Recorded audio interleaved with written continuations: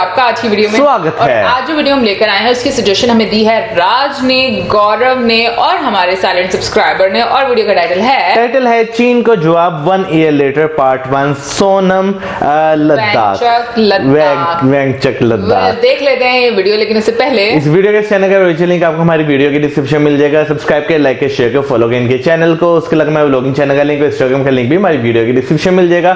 Subscribe करें, like करें, share करें, फॉलो करें। चलिए देख लेते हैं ये वीडियो। जुले नमस्ते और सलाम दोस्तों। पिछले साल यही मई जून के महीने में जब हमारी सीमा पर चीन घुसपैठ करने की कोशिश कर रहा था, तो मैंने इसी जगह से आप सबसे एक अपील की थी कि अगर हमारे सैनिक चीन का जवाब बुलेट से दे रहे हैं तो हमें तैयार रहना होगा वॉलेट से ये जवाब देने के लिए। 1 साल गुजर गया है मगर मामला ख़त्म नहीं हुआ है।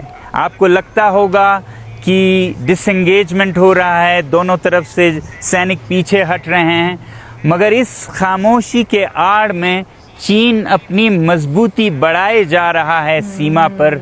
कहीं वो कंक्रीट के बंकर्स और बैरक्स बना रहा है, तो कहीं हवाई अड्डे, कहीं मिसाइल्स तैनात कर रहा है, तो कहीं नए हवाई जहाज।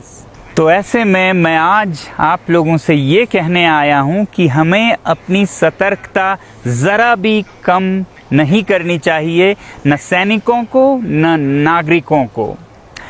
मेरे अनुभव और इंट्यूशन से मुझे ये लगता है कि चीन बहुत बड़ी तैयारी कर रहा है, एक अचानक का हमला, जिसे ब्लिट्जक्रीग हमला भी कहते हैं, कर सके, कि जिसमें भारत का बहुत नुकसान हो और उनका बहुत कम हो, और फिर हम इस काबिल न रहे कि उन्हें जवाब तक दे सकें।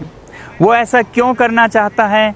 इसके मेरे ख्याल से 3 कारण हैं। पहला ये कि वो भारत को पनिश करना चाहता है, दंडित करना चाहता है, क्योंकि भारत कभी उसके आगे सर नहीं झुकाता है और बराबरी से खड़ा रहता है, चाहे वो फिर बेल्ट एंड रोड्स इनिशिएटिव हो या फिर एशियाई गठबंधनों में। दूसरी तरफ वो दुनिया को अपनी सैनिक शक्ति दिखाकर उन्हें सबक सिखाना चाहता है कि अगर तुम बिहेव नहीं करोगे तो भारत जैसी हाल होगी तुम्हारी।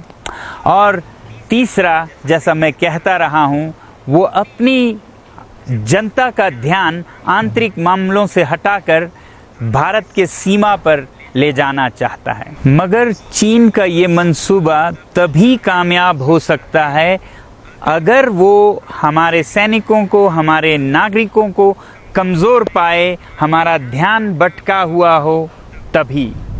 आइए ज़रा इसे बेहतर से समझें। इसके लिए हमें चीन को समझना होगा, और जहाँ तक मुझे समझ आता है तो चीन या सीसीपी भारत की सेना से नहीं डरता है तो वो सबसे ज़्यादा अपनी जनता से डरता है, उनके आक्रोश, उनके रोष से डरता है। और ऐसे में जवाब देने के तरीके 2 हैं, एक सैनिक और एक आर्थिक, इकोनॉमिक। सैनिक जवाब में अगर उसे लगे कि मैं सस्ते में भारत को एक सबक सिखाकर दुनिया को दिखा सकता हूं, तो वो ज़रूर वॉर करेगा। मगर अगर उसे लगे कि इसमें मेरे सैनिक भी बहुत संख्या में हताहत होंगे, भारत तैयार है, तो वो ऐसी जुर्रत नहीं करेगा, क्योंकि पहला तो चीन का असली मकसद एक ग्लोबल इकोनॉमिक सुपर पावर बनना है और वो लंबे युद्ध में उलझना नहीं चाहेगा। और दूसरा, उनके जो सैनिक हैं वो इकलौते बच्चे हैं, और अगर वो संख्या में मारे जाते हैं तो देश में विद्रोह का सा समा होगा, और इससे वो बहुत डरता है। दूसरा जो मैंने कहा वो आर्थिक है, इससे वो बहुत डरता है। जब पिछले साल भारत के लोगों ने चीन का जवाब वॉलेट से देना शुरू किया, चीन के सामान का बहिष्कार करके, बायकॉट करके, तो उसे बहुत डर लगा। और ये दिखता है साफ ग्लोबल टाइम्स के तमाम स्टेटमेंट्स में, जिसमें वो सफाई देता रहा इसके खिलाफ या चीन और भारत की दोस्ती के हवाले देता हुआ। उसे डर ये भी है कि अगर भारत के लोग बड़े पैमाने पर चीनी सामान का बहिष्कार करें, नॉन वायलेंट रेजिस्टेंस करें, शांति से, तो दुनिया के बहुत से नागरिक इससे प्रभावित हो सकते हैं और शायद दुनिया भर में एक ऐसा आंदोलन सा चल पड़े कि चीन के सामान का बहिष्कार करें। और अगर आप देखें दुनिया के सरकारों की और जनताओं की मूड, तो आपको दिखेगा कि बस एक चिंगारी की ज़रूरत है और आग लगने को तैयार है। इससे चीन बहुत डरता है, क्योंकि अगर आर्थिक उसे चोट लगे तो फिर उसके कारखाने, फैक्ट्रियां बंद होंगी, लोगों को नौकरियां नहीं मिलेगी और देश में फिर विद्रोह का सा समा होगा जिसमें कि तख्ता पलट भी हो सकता है। इससे चीन बहुत डरता है, क्योंकि चीन की जनता और सरकार के बीच का जो रिश्ता है वो एक बुरे शादी, बैड मैरिज की तरह है, जिसमें पति शोषक है या एक्सप्लॉइट करता है और पत्नी खामोशी से सहती रहती है। सहती तब तक रहती है कि जब तक घर में पैसा आता रहे वो सह लेगी। उसी तरह चीन की जनता तब तक खामोश है जब तक कि सरकार औद्योगिक और आर्थिक विकास लाती रहे। जिस दिन उस पे सवालिया निशान खड़ा हो तो जनता आंदोलन के लिए तैयार खड़ी है। इससे चीन बहुत डरता है। तो इसलिए भारतीय नागरिकों के इस वॉलेट वॉर को तोड़ने के लिए चीन किसी भी हद तक जा सकता है। चीनी सरकार जितना भी खर्च करना पड़े करने को तैयार है और ये दिख रहा है। इसके लिए वो पहले तो भारतीय जनता को कंफ्यूज करने की कोशिश करती है। जैसे आईपीएल जैसे मैचेस को चीनी कंपनियां किसी भी कीमत पे खरीद लें ताकि लोगों को लगे कि चीनी कंपनियां तो अच्छी हैं, यहाँ भारत में इतना चल रहा है। या भारतीय बड़े हस्तियों को बहुत पैसा देके चीनी सामान का उपयोग करते दिखाएंगे, या फिर कहीं ठेका हो तो वो इतने नीचे जाएंगे क्योंकि पीछे चीनी सरकार खड़ी है कि ठेका उन्हें मिल जाए और माहौल ऐसा लगे कि चीनी कंपनियां तो चल रही हैं। अब मोबाइल फोन्स को ही ले लीजिए, ये वीवो, ओप्पो, शाओमी जिस कीमत पे मोबाइल फोन्स को भारत में बेच रहे हैं, विशेषज्ञों का मानना है, एक्सपर्ट्स का, कि अगर फ़ोन के अलग अलग हिस्सों के कीमत को जोड़ दें तो वो फ़ोन के कीमत से कहीं अधिक होता है। तो कौन भरपाई कर रहा है इस गैप को, जिससे कि ये कंपनियां भारत में बेचते रहें अपने सामान? और कहते हैं इन कंपनियों का कोई मुनाफा नहीं है, प्रॉफिट नहीं है, CSR ये करते नहीं हैं, तो फिर क्यों भारत में ये अपना सामान बेचे जा रहे हैं? ये बेचे जा रहे हैं घाटा खा कर भी या फायदा कम होने पर भी, ताकि कल के भारत पर इनका पूरा कब्जा हो, आर्थिक और नागरिकों पर भी। और आपको पता है कि हर इन चीनी फोन में सॉफ्टवेयर लगे होते हैं जो कि हर पल आपके बारे में डेटा चीन बेचते रहते हैं।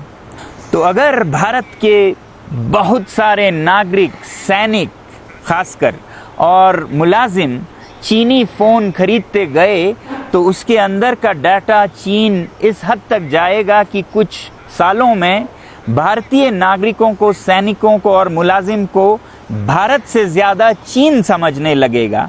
और जानते हैं आप ये कितना खतरनाक हो सकता है?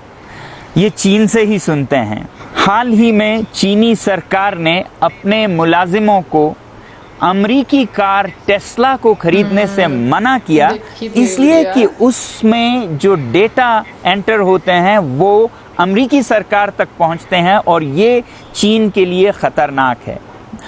तो ये बात हुई चोरों को सारे नजर आते हैं चोर की।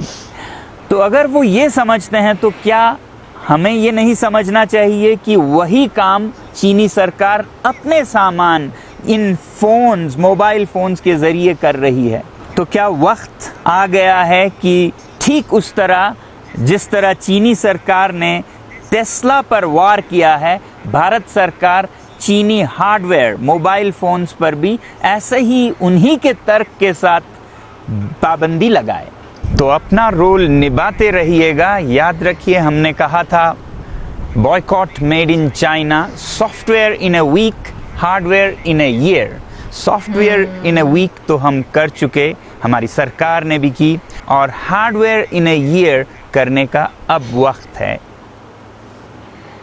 इससे पहले भी हमने जो है कई वीडियोस देखी हैं जिसमें जो है बताया जाता है कि चीनी गवर्नमेंट जो है वो किस तरह फाइनेंस करती है अपनी जो इंडस्ट्रीज हैं ताकि वो दूसरे मुल्कों में जो है सस्ते से सस्ता माल बेच सकें और वहाँ के लोग जो हैं जो अपनी लोकल प्रोडक्शन है, लोकल मैन्युफैक्चरिंग जो चीज़ें हो रही है उससे खरीदना छोड़कर चाइनीज प्रोडक्ट्स खरीदें। और जो मैं कहूँगी ये टॉपिक आज इलेबोरेट किया इतने अच्छे तरीके से, उसी से रिलेटेड मैं कहूँगी कि एग्जैक्टली मैंने सेम कमेंट हमारे वीडियो के डिस्क्रिप्शन में देखा था कि वहां पर कमेंट किया हुआ था लाइक कि जो चाइना की जो लोग हैं, हम हमेशा कहते हैं ना कि उस टाइम पर हमारी डिस्कशन हुई थी कि चाइना के लोग अपनी गवर्नमेंट के अगेंस्ट क्यों नहीं जाते, तो उन्होंने उसमें कमेंट में लिखा हुआ था कि एक टाइम में बहुत गरीबी हुआ करती थी चाइना में, तो जब उनके हालात सही हुए तो अब जो चाइनीज लोग हैं वो सब कुछ उनको अपना ही समझते हैं, तो इस वजह से वो कभी भी उनके खिलाफ नहीं जाते। लेकिन जिस तरीके से उन्होंने आज बात की, मैं कहूंगी कि सोनम जी ने बिल्कुल सही कहा कि जब हालात बदलते हैं ना, कि मतलब जब पैसे नहीं आते तो हालात बदलना शुरू हो जाते हैं, फिर लोग खुद ही उसका विरोध करना शुरू हो जाते हैं।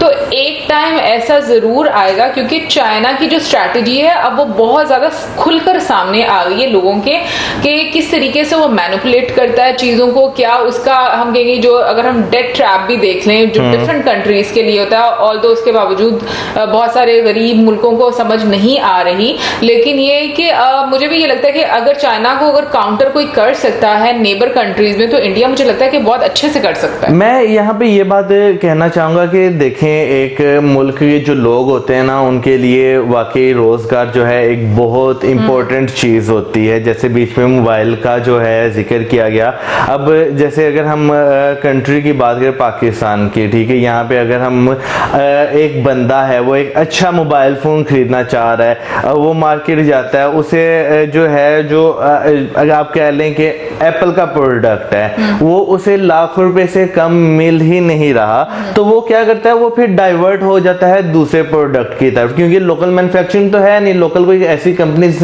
टेक कंपनीज है नहीं जो मेड इन पाकिस्तान प्रोडक्ट बना रही हो या पाकिस्तान का अपना मोबाइल फोन प्रोडक्ट हो, तो वो क्या करता है कि उसके बदले अल्टरनेटिव वो फिर चाइनीज प्रोडक्ट्स यानी कि जैसे ओप्पो है, वीवो है, इन्फिनिक्स है और भी बहुत सारे मोबाइल हैं, वो उनकी तरफ जाना शुरू हो जाता है, क्योंकि एक तो उसके लिए बजट फ्रेंडली होते हैं, दूसरा अगर हम मार्केट की बात करें तो उन्होंने मार्केट को इतने स्ट्रॉन्ग स्ट्रेटजी से ग्रैब किया होता है ना, जैसे बहुत बड़े बड़े अभिनेत्री जो होते हैं उनसे जो है उन्होंने उसकी वो क्या कहते हैं एड्स जो करवाते हैं, अच्छा। तो वो लोगों को इतना ज्यादा इम्पैक्ट करती है लोगों के माइंड पर कि लोग जो है ना फिर वो खरीदना शुरू हो जाते हैं। अब अगर हम बात करें तो एप्पल की हमने कभी जो है ऐड नहीं देखी इस तरह के, भाई कोई सेलिब्रिटी है तो वो आके उसकी ऐड कर रहा है, ठीक है ना। हमने हमेशा क्या देखा है, जो लो बजट मोबाइल्स होते हैं हमेशा उन्हीं की ऐड हमने इस तरह देखी है, क्योंकि ये मार्केटिंग स्ट्रेटजी है। आपने किस तरीके से अपनी जो हम कहेंगे कि आपकी ऑडियंस है उसको आपने इसमें इंगेज करना है। लेकिन एक बात मैं कहूंगी, जब से दोनों कंट्रीज के बीच में एक टेंशन है, और मैं कहूंगी कि इंडिया के लोगों की मुझे ये बड़ी अच्छी चीज लगी और इंडियन गवर्नमेंट की भी, कि उन्होंने अपने लिए ऑप्शंस खुद निकालना शुरू कर दिए खुद को इंडिपेंडेंट करने के लिए। और अगर देखा जाए कि बाकी सारी नेशंस को भी इन चीजों का पता है कि अगर आपका डाटा शेयर किया जा रहा है, आपकी प्राइवेसी नहीं है, तो मेरा ख्याल में कि आपको अपनी कंट्री में ऐसी इंडस्ट्री जरूर लगानी चाहिए, कोशिश करनी चाहिए एटलीस्ट कि आपके पास ऑल्टरनेटिव ऑप्शंस रहें। क्योंकि चाइना ने अगर एक टाइम से लेकर अभी तक उसने हम कहेंगे कि एक उसका जो एजेंडा है वो सुपर पावर बनने का और पूरी दुनिया पर कंट्रोल करने का, और जो सोनम जी ने बात बोली बिल्कुल जिस तरीके से वो कह रहे हैं कि उनकी चुप के पीछे ये नहीं है कि वो बहुत आसानी से पीछे हट गए हैं या फिर उन लोगों ने मान लिया कि हम आगे नहीं बढ़ेंगे। इट मीन्स कि वो कहीं ना कहीं पर बहुत सारी तैयारियां कर रहे हैं, लेकिन ये कि हाँ अगला बंदा भी अगर तैयार होगा तो डेफिनेटली चीजें जो सी हैं वो मुझे लगता है कि उस तरीके से नहीं उसका रिजल्ट आएगा जैसा कि उन्होंने सोचा होगा। लेकिन सबसे गहरी चोट होती है इकोनॉमी की, जिस तरीके से बाइकआउट किया था उस तरह मैं कहूंगी कि उस टाइम पर चाइना को काफी ज्यादा लॉस हुआ था, चाहे वो एप्स की सूरत में था, चाहे वो फिर दिवाली में हम कहेंगे लाइट्स की सूरत में, दियों की सूरत में, बहुत सारे हम लोगों ने चीजें देखी थी, वीडियोस देखी थी। और चाइना के बकायदा ऐसे हम कहेंगे कि उनके स्टेटमेंट्स आना शुरू हो गए थे कि जहां पर वो लोग ये एक्सप्रेस करना करना शुरू हो गए थे कि ये सही नहीं हो रहा। बिल्कुल, मैं यहाँ पे ये बात कहना चाहूंगा कि उस टाइम जो है इंडिया ने एक बहुत जो है ना कहने हार्ड किस्म की कैंपेन स्टार्ट की, स्ट्रॉन्ग कैंपेन, जिसका नाम था बाइकआउट चाइना। ठीक है, अगर उसके बाद देखा जाए तो काफी ज्यादा जो है चाइना की चीजों का बाइकआउट किया गया, जो किसी भी सूरत में आपने डिस्कस किया हो। लेकिन बाइकआउट भी हमेशा उसी सूरत में किया जा सकता है जब आपकी लोकल इंडस्ट्री जो है वो बहुत ज्यादा मजबूत हो। क्या नाम लेते हैं, जैसे हमने देखा कि जब टिकटॉक इंडिया में बंद की गई थी तो टिकटॉक के बदले इंडिया में कितने ज्यादा प्लेटफॉर्म्स जो है वो सामने आ गए थे। ठीक है, तो ये चीज होती है कि आपने एक चीज बैन की है ना, आपने फौरन उसका अल्टरनेटिव भी वहां के लोगों ने जो है प्रोवाइड कर दिया है। तो ये चीजें वाकई बहुत ज्यादा मायने रखती हैं कि आप किस तरह कैसे जो है चीजों को टैकल कर रहे हैं। अगर हम बात करें जैसे चाइनीज प्रोडक्ट जो है, टीवी जो है, लोगों को हमने देखा उन्होंने अपने घरों से निकाल कर फेंक दिए, लेकिन अगर उसके अल्टरनेटिव भी देखे, कई ऐसे इंडियन ब्रांड्स हैं जो कि बहुत अच्छे अच्छे टीवीज बना रहे थे। बट मुझे ऐसा लगता है ना, मौसम के सिर्फ इसलिए नहीं कि पहले से आपके पास कुछ हो, मुझे ऐसा लगता है कि लोगों का सपोर्ट बहुत जरूरी है और गवर्नमेंट का सपोर्ट बहुत जरूरी है, क्योंकि बहुत सारी चीजें वक्त के साथ जब आपकी जरूरत होती है ना तो आप बनाना शुरू कर देते हैं। आप अपनी जितनी भी जरूरियात है उनको पूरा करने के लिए इंसान कुछ ना कुछ जरूर करता है, लेकिन ये कि प्रॉब्लम हमें कुछ देर के लिए जरूर फेस करनी पड़ी। तो ओवरऑल अगर मैं बात करूं तो मुझे ऐसा लगता है कि लोगों का सपोर्ट करना किसी भी लोकल इंडस्ट्री को वो सबसे ज्यादा इंपॉर्टेंट रखता है, रादर देन कि हम किसी बाहर की इंडस्ट्री को ज्यादा उस पर फोकस कर रहे हैं। तो ओवरऑल मतलब मुझे तो लगता है कि वाकई में जो एक एनालिसिस किया है वो बहुत ही अच्छा है, और जो उन्होंने आने वाले टाइम के लिहाज से भी चीजें प्रिडिक्ट की हैं कि अगर अभी चीजें लग रहा है कि सही हो गई हैं तो हमें जो है वो थोड़ा सा फ्लेक्सिबल हो जाना चाहिए। मुझे लगता है कि वो वाकई में नहीं होनी चाहिए, क्योंकि अगर आज चाइना को या उसकी चीजों पर आज भी फोकस रहेगा तो मुझे लगता है कि फिर कोई भी कंट्री ऐसे उभर के उसके सामने नहीं आ सकता। तो ये कोशिश जो वो जारी रहनी चाहिए। तो गाइस ये तो थी हमारी आज की वीडियो, आई होप आपको अच्छी लगी होगी। आपका क्या सोच है इसके बारे में जरूर बताइएगा कमेंट सेक्शन में, और इसी के साथ हमें video like, subscribe, videos keep us in your prayers. Good bye.